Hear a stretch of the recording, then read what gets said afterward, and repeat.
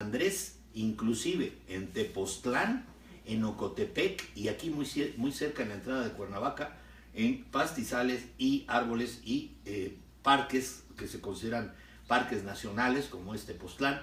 Y bueno, saludo a todos con mucho cariño, con mucho gusto, con esta nota localista, porque pues sí, aquí los incendios en Morelos no me van a dejar mentir aquí mis compañeros que me están viendo, que se siente un picocito así, una molestia permanente por estar respirando este humo.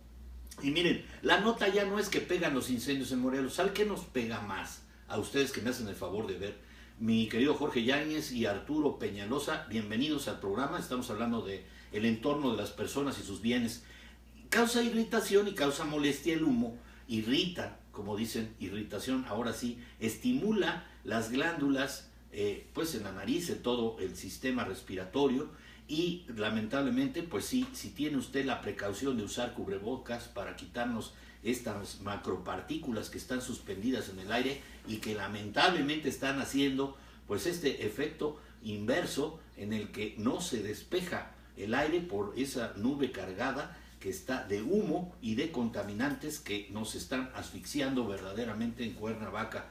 En partes se siente menos, en otras partes, como es prácticamente lo que es el norte de la ciudad, cerca de Huitzilac, cerca de Tepoztlán, cerca de Ocotepec también, porque en Ocotepec también tuvimos por ahí una manifestación. Según ellos, solamente 5 incendios son los que ya quedan activos, que ya están mitigados en un 90-80%. Eso no es la nota. Lo que más irrita a la población es que desde la época del señor Estrada Cajigal se dijo que se iba a adquirir un helicóptero con un tanque de agua para precisamente en estos casos, cuando es época de secas, cuando estamos viendo esta actividad. Además, déjenme decirle que no todos estos incendios forestales son involuntarios.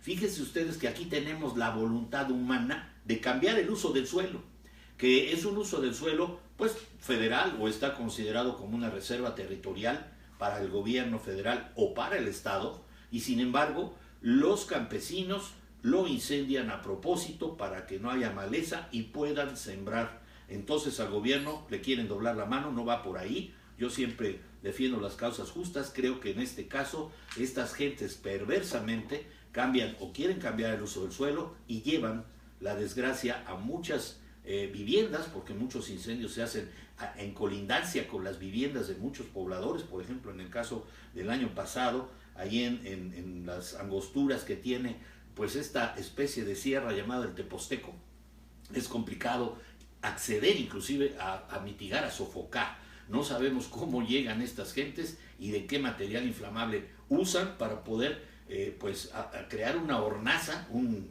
horno impresionante que nos deja lastimados a todos. Esto está incluso en la primera página del Reforma. Pero hablando de hace 23 años, y antes de entrar a todos los temas que tenemos, que como les decía, mi querido Néstor Raimundo, un saludote, Luisa López, mucho gusto en saludarlos. Estamos hablando del bienestar humano. Y miren, hablando de lo que es el Proyecto México que tenemos 2018, que les voy a agradecer que pasen a nuestras páginas, Proyecto México con acento .org, es proyectomexico.org. México va acentuado, por favor, para los que quieran entrar, denos un like y mándenos sus comentarios acerca del programa y lo que estamos diciendo acerca del proyecto 2018 en México. Pero hace 23 años, hoy hace 23 años, muere asesinado Luis Donaldo Colosio. Creo que todos recordamos que fue, pues desgraciadamente, un atentado en Lomas Taurinas, por allá en Tijuana, Baja California, y que fue aparentemente la teoría, la conspiración, pues desechada, pero que fue un solo hombre, Mario Aburto Martínez, para quien no sepa. El asesinato de Colosio se dio 2 semanas después de que pronunciara un discurso pesado, considerado por politólogos como un rompimiento seco con el entonces presidente Carlos Salinas de Gortari. En ese discurso, Colosio, ustedes conocen el discurso, a mí me lo han dicho muchas veces, pero solamente me acuerdo de Veo un México. Me permití rescatar este trabajo que está muy bueno, que lo presenta Manuel J. Jáuregui, y dice: el discurso pronunciado por Luis Donaldo Colosio 17 días antes de su asesinato, ¿qué creen? continúa vigente hoy. Imagínense, estamos viendo un mismo México después de 23 años y después de lo que ha pasado y las muertes que causó lamentablemente en la época del señor Salinas de Gortari. En ese discurso dijo Colosio: veo un México de comunidades indígenas que no pueden esperar más a las exigencias de justicia, de dignidad y de progreso, de comunidades indígenas que tienen la gran fortaleza de su cohesión, de su cultura, y que están dispuestas a crecer, a participar, a construir nuevos horizontes. Yo veo un México con hambre y sed de justicia, un México de gente agraviada por las distorsiones que imponen a la ley quienes deberían de servirla, de mujeres y hombres afligidos por abusos de las autoridades o por la arrogancia de las oficinas gubernamentales. Como partido de la estabilidad y la justicia social, nos avergüenza advertir que no fuimos sensibles a los grandes reclamos de nuestras comunidades, que no estuvimos al lado de ellas en sus aspiraciones, que no estuvimos a la altura del compromiso que ellas esperaban de nosotros.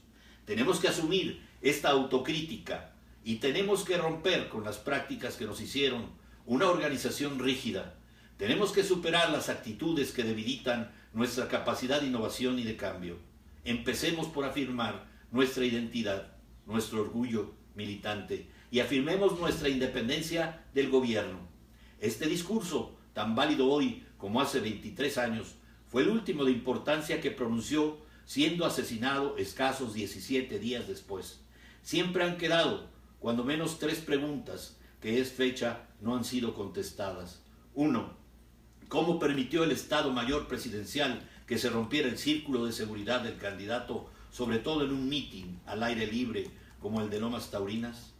2.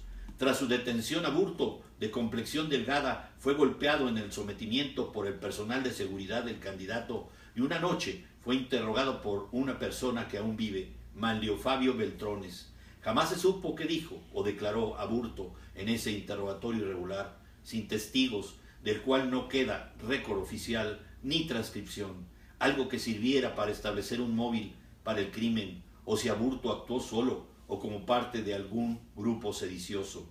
Pese a que el Aburto que le disparó a Colosio era flaco y cuando se lo llevaron tenía hematomas y golpes en el rostro, al ser presentado a los medios días después no mostraba huella de los golpes, se miraba rechoncho y más moreno que el Aburto original. Esto generó dudas de si era la misma persona que le disparó a Colosio. Ahí no pararon las tragedias. En septiembre de ese año, tras 6 meses del asesinato de Colosio, a plena luz del día, fue también asesinado de un balazo en su coche en la Ciudad de México el secretario general del PRI, José Francisco Ruiz Massieu, quien además era cuñado del presidente Salinas y obviamente también de su hermano Raúl. A la muerte de Colosio, Ernesto Zedillo Ponce de León, su coordinador de campaña y exsecretario de Educación, lo suplió como candidato presidencial. Una nación en shock, espantada, lo eligió sin problemas y el resto es historia. La historia oficial, igual que la de Oswald Kennedy, es que Aburto actuó solo y que era un loco desajustado. ¿Cuál será la verdadera historia?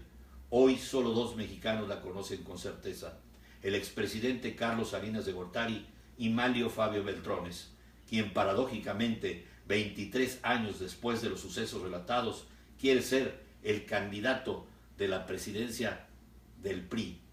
Hoy el secretario de Salud, José Narro Robles, fue elegido para pronunciar el discurso conmemorativo de la muerte de Colosio. A ver si le sale uno tan claridoso como el Veo un México que Colosio pronunció hace 23 años. Pues hasta aquí esta referencia de Veo un México. Es un México que sigue siendo muy parecido a ese México de hace 23 años. Hoy estamos padeciendo también las angustias de vivir en un mal gobierno, en un mal sistema político. Gracias, mi querido Toñito, por acompañarme. Rulo Gomi, mi querido primo Javier, a donde andes, compadre, un fuerte abrazo. Mi querido Raúl Huerta, saludo a todos con mucho cariño por allá. Rabiela, gracias, perdón por el cortón que tuviste ayer, discúlpanos, fueron problemas técnicos. También, Toño, te ofrezco una disculpa. Ayer no sé qué nos pasó, aquí técnicamente estábamos probando en cámaras, teníamos control de video y lamentablemente no sé qué duende se haya metido allí entre las cámaras, entre los micrófonos, que no pudimos ser escuchados ni vistos. Pero ya estamos aquí nuevamente con ustedes. Hablamos pues de lo local, hablamos del pasado, de la historia.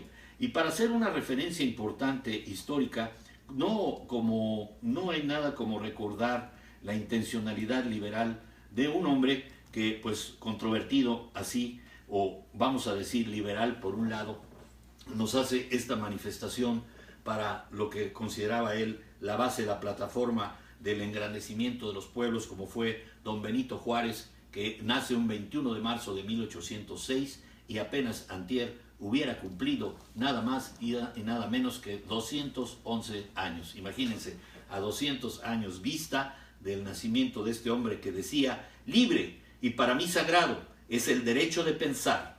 La educación es fundamental para la felicidad social. Es el principio en el que descansan la libertad y el engrandecimiento de los pueblos. Con esta cita vamos a darle lugar a don Sergio Sarmiento, que nos hace un resumen de cómo es que se recuerda a ese Juárez. Ese Juárez que, como pastorcito, como indígena, nacido en San Pablo Guelatao y que llega a ser presidente, bueno, pues es el sueño mexicano o el sueño de cualquier mexicano. Muchos aplauden a Juárez, pero soslayan sus ideas liberales. Estoy leyendo al señor Sergio Sarmiento en el Juárez liberal y dice: la democracia es el destino de la humanidad, la libertad, su brazo indestructible. También lo dijo Benito Juárez. Alex Finks, te saludo con cariño, mi querido Nachito, qué bueno que está por ahí. Maguerrork en Periscope, y ya había saludado a mi querido Toño, se unió, muchas gracias, qué bueno que están conmigo, que nos ven, que este trabajo ojalá que sea de su agrado, de su gusto y sobre todo de aportación para sus criterios y para sus análisis de lo más importante que hemos tenido en notas durante esta semana y la historia que nos asiste y nos da conocimiento y nos da esperanza de cambiar a este México, a un proyecto distinto de nación en el cual tengamos una gran familia mexicana que apoyemos y que demos nuestro esfuerzo y nuestro trabajo. Yo trabajo por México. Seguimos. Benito Juárez no es recordado como un político y pensador, sino como un simple prócer. Su figura